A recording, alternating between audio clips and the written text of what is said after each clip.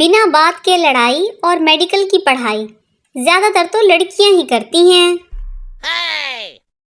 एक नया सराइकी शादीशुदा जोड़ा पार्क में बैठे चिप्स खा रहे थे। आंखों में आंखें डाले लड़की शर्मा कर बोली, तो सामने को इतना गौर नल क्यों दे दे पे हो? लड़का, मरे थोड़े थोड़े खा, सारे दबी वेंदी हैं। हम पाकिस्तानी बहुत खूबसूरत थे। फिर एक दिन हमारा शनाख्ती कार्ड बन गया।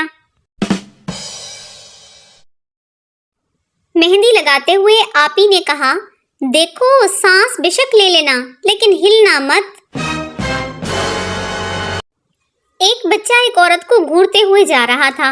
औरत, क्या है, तेरी माँ की उम्र की हूँ। बच्चा, तो मैं भी तो अब्बू के लिए ही देख रहा हूँ।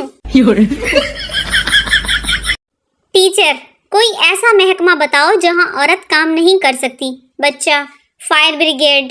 टीचर, वो क्यों? बच्चा, क्योंकि औरत का काम आग लगाना है, आग बुझाना नहीं।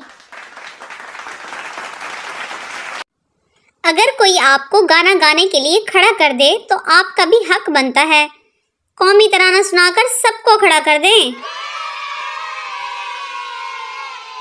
आम तेरी ये खुशनसीबी है, वरना लंगड़ों पे कौन मरता है।